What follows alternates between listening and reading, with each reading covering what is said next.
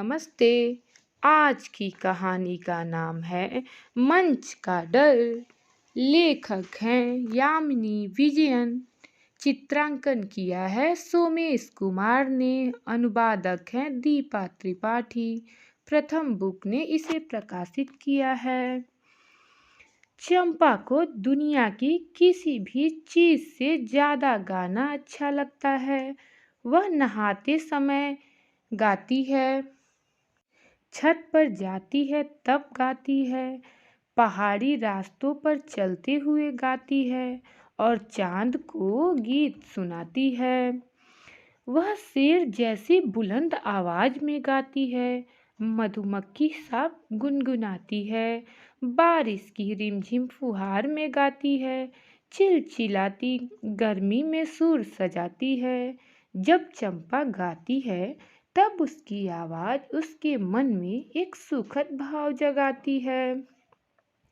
एक दिन जब चंपा गाती है तब बसंत की आंखों में चमक आ जाती है। मुझे एक बहुत ही बढ़िया बात सूझी है, वह कहता है। बसंत चंपा का सबसे अच्छा दोस्त है और उसे हरदम कुछ न कुछ सूझता रहता है। उसके कुछ विचार मजेदार होते हैं और कुछ विचार बेकार। तुम्हें स्कूल के वार्षिक उत्सव में गाना चाहिए, बसंत ने कहा। कैसा भयंकर सुझाव है, चंपा बोली। क्यों, गाओ ना, तुम्हें तो गाना खूब भाता है।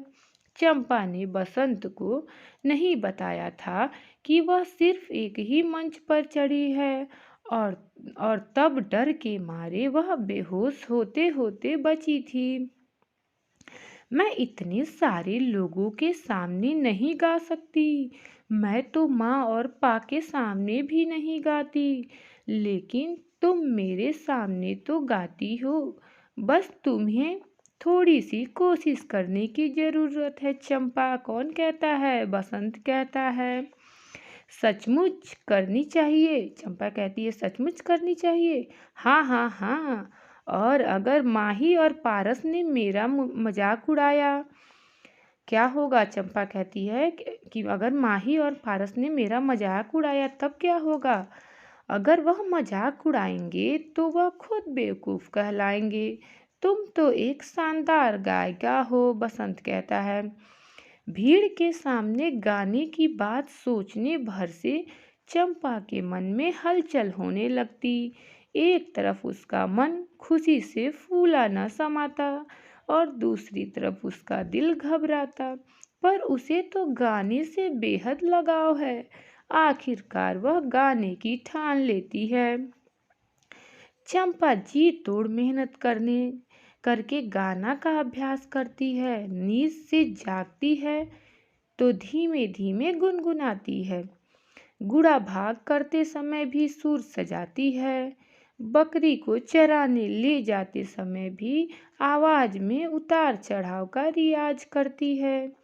मुंह से अलाप गाती है।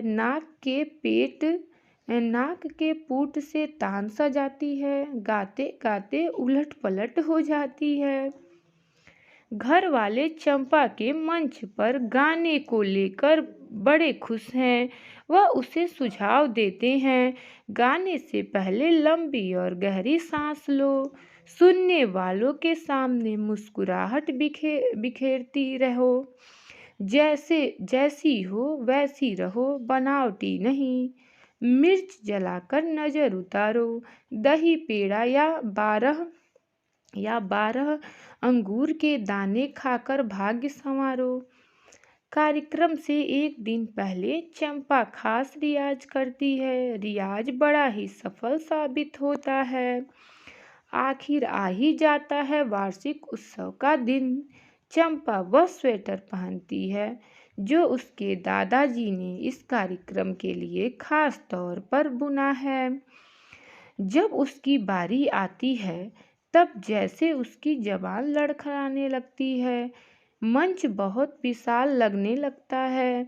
बिजली की रोशनी से आंखें चौधी आ जाती हैं। सुनने वालों की भीड़ का डर सताता है। चंपा के गले से बोल नहीं फूटते और ठंडी हथेलियों से पसीना छूट जाता है। सुनने वालों को देखकर मुस्कुराना उसे याद रहता है, लेकिन जब गाना शुरू करना चाहती है तब आवाज़ फुसफुसाहट में बदल जाती है। ऐसा लगता है जैसे उसकी आवाज़ ही कोई निगल गया हो। चंपा एक लंबी और गहरी सांस लेती है और दोबारा कोशिश करती है और मुंह से एक दबी सी कूक बाहर आती है। सुनने वालों की बेचैनी उसके चेहरों पर सुनने वालों की बेचैनी उनके चेहरों पर छा जाती है। चंपा का दिल जोर जोर से धड़कता है, धक धक धक, और सिर चकराने लगता है। तभी उसे उचक उचक कर हाथ हिलाता बसंत नजर आता है। उसे देखते ही चंपा का हौसला बढ़ जाता है। वह फिर कोशिश करती है। होठों से गीत के बोल फूटते हैं, धीरे धीरे। पहले आवाज़ कपकपाती है, फिर कुछ ठीक हो जाती है, फिर संगीत की धारा बह निकलती है। चंपा के गले से मधुर सुरीली और दमदार। अब मंच के बड़ा होने से फर्क नहीं पड़ता, न तेज रोशनी सताती है और न ही सुनने वालों की भारी भीड़ का डर रह जाता है। चंपा सुर छेड़ देती है, खुले खुले गले से बेधड़क, और इसी के साथ उसके मन में भर जाता है दुनिया का सबसे खूबसूरत एहसास। तो आप सभी को यह कहानी कैसी लगी?